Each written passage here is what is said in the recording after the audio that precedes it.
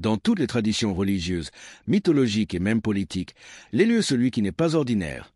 Il est désigné par une force supérieure, Dieu, le destin, le peuple, l'histoire, pour accomplir une mission particulière. Il est souvent perçu comme un intermédiaire entre le monde visible et l'invisible. Dans les traditions religieuses, comme dans le judaïsme ou le christianisme, les prophètes sont des élus. Dieu les choisit pour transmettre sa parole. Moïse, Isaïe, Jérémie sont investis d'un rôle qui dépasse leur propre volonté. Leur autorité ne vient pas d'eux-mêmes, mais de cette élection divine. Dans la sphère politique, on retrouve une résonance moderne. Les grands leaders charismatiques sont souvent perçus comme des élus de l'histoire.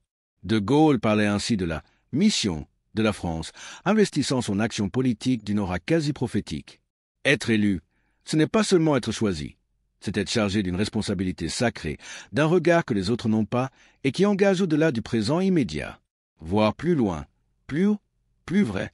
La prophétie n'est pas simplement la prédiction de l'avenir, mais la capacité de voir ce que les autres ne voient pas, de révéler l'invisible, de mettre en lumière le sens caché du monde. Le prophète interprète l'histoire et l'actualité à la lumière d'un principe supérieur. Il ne parle pas seulement du futur, mais donne un sens au présent. Il déchiffre les signes. Dans cette perspective, les élus sont ceux qui portent une parole visionnaire. Ils peuvent annoncer les dangers, les renversements, les éveils de conscience, les nécessaires ruptures. Ce pouvoir de prophétiser repose sur une forme de lucidité surhumaine, une clairvoyance qui dépasse l'entendement commun. Leur vision est à la fois spirituelle, politique, morale. Martin Luther King n'était pas un prophète au sens religieux strict, mais il prophétisait un avenir de justice raciale et de fraternité. Son fameux discours « I have a dream » est une forme de prophétie séculière. La langue sacrée, parole rare, chargée de sens, qui transforme. Dire que leur langue est sacrée, c'est affirmer que leur parole n'est pas banale, elle est consacrée, mise à part, chargée d'un pouvoir de transformation. La sacralité de leur langue vient de leur fonction d'intermédiaire. Ils ne parlent pas dans leur nom propre, mais au nom d'une instance supérieure. Cela confère à leurs mots une autorité inégalée. Leur parole a un poids rituel et symbolique. Elle peut bénir, maudire, inspirer, appeler à la révolte ou à la paix. Le langage n'est pas ici une communication, mais une invocation ou une révélation. Cette sacralité implique une certaine rigueur. Les prophètes ne parlent pas à la légère. Leurs mots sont pesés, habités, presque en dehors d'eux-mêmes. Leur discours peut être obscur, poétique, mystérieux, car il reflète une vérité qui excède le simple raisonnement. Dire que les élus ont le pouvoir de prophétiser, leur langue est sacrée, c'est rappeler que certains individus portent en eux une mission supérieure, une voix qui transcende l'ordinaire. Leur parole n'est pas seulement un discours, c'est un acte sacré, une mise en lumière du sens profond du monde. Dans une époque marquée par le bruit, les opinions instantanées et la parole profanée, cette idée résonne comme un appel, redonner à certaines voix leur dimension sacrée et prophétique pour guider, éveiller et transformer. Un enjeu contemporain, la quête de voix prophétiques dans un monde désenchanté. Dans nos sociétés modernes, le sacré s'est effacé, et avec lui, la figure traditionnelle du prophète. Pourtant, le besoin d'une parole visionnaire reste intact. L'époque est marquée par l'incertitude, la perte de repères, la saturation d'informations contradictoires. Dans ce tumulte, beaucoup cherchent une parole qui ne dise pas seulement ce qui est, mais ce qui doit être. Les crises écologiques, sociales, spirituelles génèrent une attente de figures capables de formuler une vision d'avenir cohérente et inspirée. Les élus, dans ce contexte, ne sont pas forcément des dirigeants politiques traditionnels. Il peut s'agir d'intellectuels, de penseurs, d'artistes, voire de figures spirituelles militantes, qui se détachent du discours dominant et osent dire ce que d'autres taisent. Leur pouvoir ne vient pas de leur statut institutionnel, mais de l'intensité symbolique et éthique de leurs paroles. Greta Thunberg, par exemple, n'est pas élue politiquement, mais sa parole a une portée quasi prophétique pour beaucoup. Dans ce sens, la phrase « leur langue est sacrée » signifie aussi que le monde a encore besoin de paroles rares, hautes, exigeantes, capables d'ouvrir des chemins nouveaux. Le danger, falsification du prophétique, manipulation du sacré. Mais cette idée soulève aussi un paradoxe et un danger. Si certaines paroles sont sacrées, alors d'autres peuvent se réclamer abusivement de cette sacralité. Toute figure prétendument prophétique n'est pas forcément légitime. L'autorité prophétique peut être simulée. Des leaders populistes ou autoritaires se présentent comme des élus du peuple investis d'une mission supérieure pour manipuler les masses. Le sacré, lorsqu'il est instrumentalisé, devient un outil de domination. La langue prophétique perd alors son ancrage éthique et devient idéologique, dogmatique, fermée. Le vrai prophète, au contraire, ne cherche pas le pouvoir pour lui-même. Il est souvent marginal, incompris, en rupture avec l'ordre établi. Il ne flatte pas les foules, il dérange, il met en crise. Ainsi, la véritable élection prophétique ne peut être authentifiée que par la cohérence entre la parole et la vie, par une fidélité au vrai, au juste, au bien commun, même au prix du rejet. Langage et sacralité, une éthique de la parole à reconstruire. Enfin, cette thématique interroge profondément notre rapport collectif à la parole. Dans un monde saturé de discours, où tout se dit, tout se commente, la parole perd de sa densité.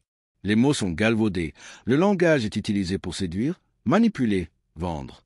Redonner à la parole sa sacralité, ce n'est pas forcément la rendre religieuse.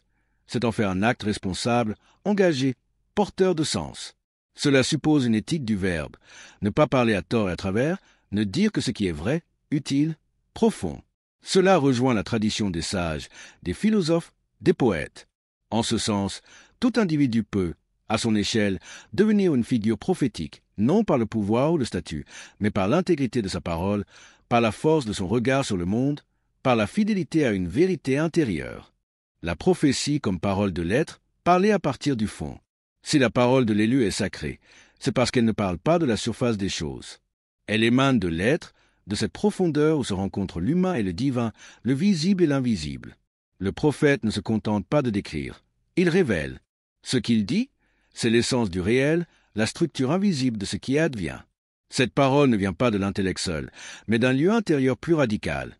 Le cœur conscient, le lieu du feu, de l'appel, de la souffrance parfois. Elle est née d'une expérience, souvent douloureuse, d'un arrachement ou d'une lucidité extrême.